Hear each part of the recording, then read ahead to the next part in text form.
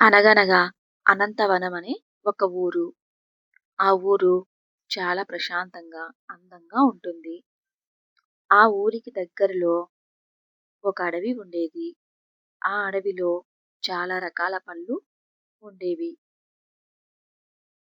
అడవి అనంతవరం ఊరికి చాలా దగ్గరగా ఉన్నందువలన ఆ ఊరిలో పిల్లలు అడవికి వెళ్ళేవారు. ఆ పిల్లలు అక్కడ ఎంతో చక్కగా ఆడుకునేవారు. ఆడుకున్నంత సేపు ఆడుకొని ఆ పిల్లలకి ఏ పండు కావాలో ఆ అడవిలో నుంచి కోసుకొని తినేవారు. ఇంకొంతమంది పిల్లలు ఆ పండ్లను ఇంటికి కూడా తెచ్చుకునేవారు.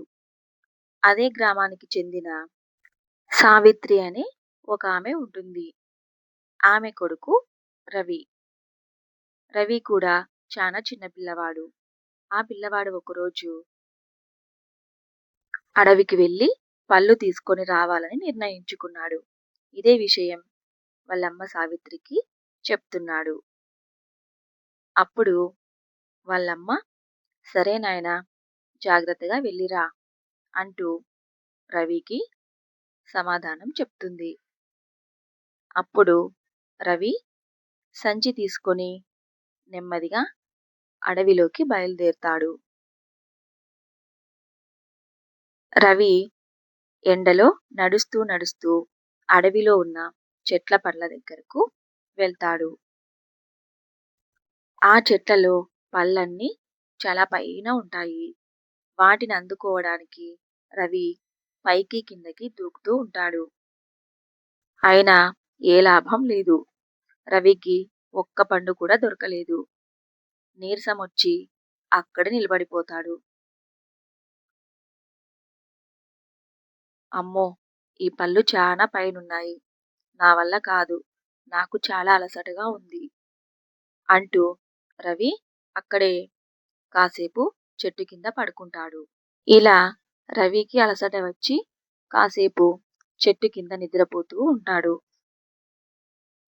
ఆ అడవిలోకి ఆహారం కోసం కొన్ని కోతులు వస్తాయి. ఆహారం కోసం వచ్చిన కోతులు దూరంగా అలసిపోయి నిద్రిస్తున్న రవిని చూస్తాయి. పాపం, ఈ కుర్రాడు పళ్ళ కోసం వచ్చినట్లున్నాడు. అలసిపోయి పడుకున్నాడు. మనం కొంచెం సాయం చేద్దామా అంది అందులో ఒక కోతి. రెండవ కోతి సరేనని చెప్తుంది. ఈ కుర్రాడు నిద్రపై లేచేలోగా మనం కొన్ని పళ్ళను కోద్దామని ఆ కోతులు మూడు అక్కడి నుంచి బయలుదేరుతాయి. ఆ కోతులు మూడు చెట్టు మీద ఉన్న చిటారు కొమ్మలకు ఎక్కి ఆ చెట్లను పైకి కిందకి ఊపుతాయి. అప్పుడు ఆ చెట్లపై నుంచి కొన్ని కాయలు కిందకు పడతాయి.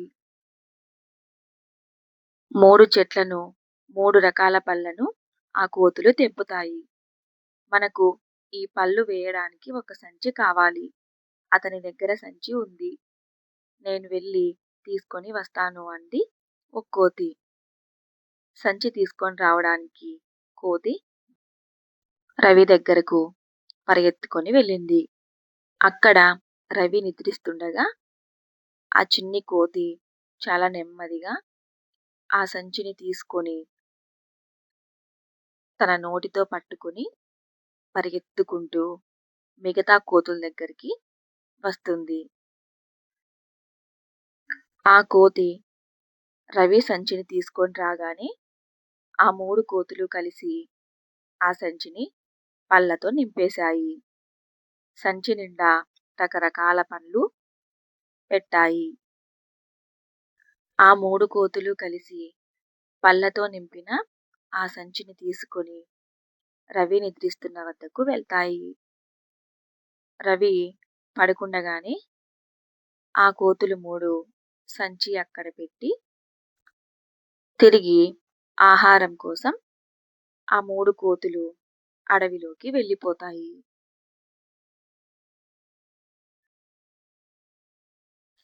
ఆ కోతులు అడవిలోకి వెళ్ళిపోయిన తర్వాత కొద్దిసేపటికి రవికి మెలకువ వస్తుంది. రవి నిద్ర నుంచి లేచి తన ఎదురుగా ఉన్న ఆ పళ్ళ సంచిని చూస్తాడు. రవికి కాసేపు ఏం అర్థం కాలేదు. అరే, ఎవరు నా ఖాళీ సంచిని పళ్ళతో నింపేశారు అంటూ రవి తికమక పడతాడు. కొద్దిసేపటికి ఆ కోతులు మూడు దూరంగా ఆడుకోవడం చూస్తాడు రవి. అప్పుడు రవి బహుశా ఈ కోతులే నా ఖాళీ సంచెను పళ్ళతో నింపినట్టున్నాయి. ఈ కోతులకి నా హృదయపూర్వక ధన్యవాదాలు అని మనసులో చెప్పుకొని రవి ఆ పళ్ళ సంచితో అక్కడి నుంచి బయలుదేరుతాడు. అడవికి వెళ్ళిన రవి కోసం ఇంటి దగ్గర వాళ్ళమ్మ సావిత్రి ఎదురు చూస్తూ ఉంటుంది. రవి ఇంటికి వెళ్ళి వాళ్ళమ్మ సావిత్రికి జరిగిన మొత్తం కథ చెప్పి పళ్ళ సంచిని వాళ్ళమ్మ చేతిలో పెడతాడు. వాళ్ళమ్మ చాలా సంతోషిస్తుంది.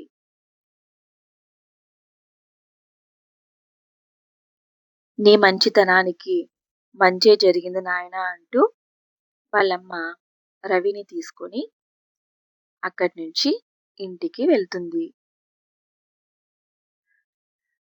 ఇలా రవి వాళ్ళమ్మ అక్కడి నుంచి బయలుదేరిన తర్వాత సుబ్బయ్య అనే వ్యక్తి ఈ విషయమంతా వింటాడు. నేను కూడా అడవిలోకి ఒక సంచి తీసుకొని బయలుదేరుతాను. నేను పడుకున్నట్టు నటిస్తాను.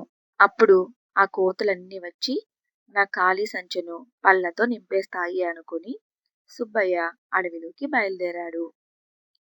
దూరంగా పళ్ళ చెట్టు కింద ఉన్న 3 కోతులను సుబ్బయ్య గమనిస్తాడు. ఇదే సమయం అనుకొని అలసిపోయి నిద్ర వచ్చినట్లు నటిస్తాడు. నిద్రిస్తున్న సుబ్బయ్య దగ్గరకు ఆ 3 కోతులు వచ్చాయి. ఎప్పట్లాగే పళ్ళను తెంపి చెట్టు కింద ఉన్నాయి. ఒక కోతి నేను సంచి తేవడానికి వెళ్తున్నాను అని చెప్పి అక్కడి నుంచి బయలుదేరుతుంది.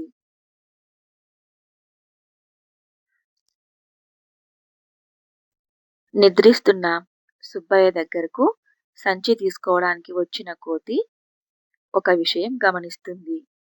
సంచి తీసుకోగానే సుబ్బయ్య ముఖం వైపు చూస్తుంది. అతను నిద్రపోకుండా కళ్ళార్పడం గమనిస్తుంది. ఓహో, ఇతను అలసట వచ్చినట్లు నటిస్తున్నాడు అనుకొని అక్కడి నుంచి ఆ సంచి తీసుకొని బయలుదేరుతుంది. మార్గ మధ్యంలో ఆ సంచిని అడవిలోనే వదిలేసి మిగతా 2 కోతుల దగ్గరికి బయలుదేరుతుంది. మిగతా 2 కోతులకి జరిగిన విషయం చెప్తుంది. అతనికి ఏ అలసట లేదు, అంతా నటన. పళ్ళ కోసం నటిస్తున్నాడు. అతనికి మనం సరైన గుణపాఠం మరియు బుద్ధి చెప్పాలి అని 3 అనుకొని నిద్రిస్తున్న సుబ్బయ్య దగ్గరకు బయలుదేరాయి. వేగంగా వస్తున్న కోతులను చూసి సుబ్బయ్య భయంతో నిద్రలేస్తాడు. నువ్వు మమ్మల్ని మోసం చేశావు, నీ మోసానికి తగిన గుణపాఠం మేం చెప్తాము అంటూ సుబ్బయ్యను కరవడానికి సిద్ధమవుతున్నాయి. అప్పుడు సుబ్బయ్య వెంటనే భయంతో పరుగులు తీయడం మొదలుపెట్టాడు.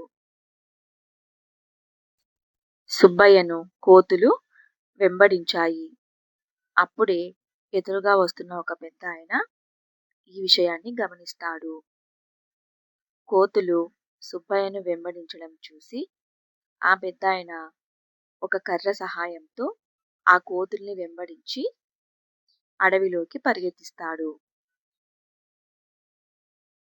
ఆ కోతులు 3 అడవిలోకి వెళ్ళిపోయిన తర్వాత ఏం జరిగింది అని ఆ పెద్దాయన సుబ్బయ్యను అడుగుతాడు. కోతులు నీ వెంట ఎందుకు పడ్డాయని క్వశ్చన్ చేస్తాడు. అప్పుడు సుబ్బయ్య జరిగిన విషయం మొత్తం చెప్తాడు. దానికి ఆ పెద్దాయన సుబ్బయ్యను మందలించి ఇలా చెప్తాడు. దురాశ దుఃఖానికి చేటు. మన కష్టాన్ని మనమే నమ్ముకోవాలి తప్ప ఇతరుల మీదకి వేయకూడదు అంటూ సుబ్బయ్యకు చెప్పి ఆ పెద్దాయన అక్కడి నుంచి బయలుదేరతాడు. సుబ్బయ్యకు జ్ఞానోదయం అయ్యింది. అత్యాశతో అడవిలోకి వెళ్ళిన సుబ్బయ్యకు కోతులు తగిన శాస్తి చేశాయి. కాని అడవిలో ఉన్న ఆ కోతులు 3 మాత్రం నిజాయితీగా ఉన్నవారికి ఎవ్వరికీ సహాయం చేయకుండా అడవిలో నుంచి పంపలేదు. ఈ కథ మీకు నచ్చినట్లయితే మన ఛానల్‌ను సబ్స్క్రైబ్ చేసుకోండి. ఇలాంటి మంచి కథలు మనమందరం కలిసి మరెన్నో తెలుసుకుందాం. Thank you for the watching.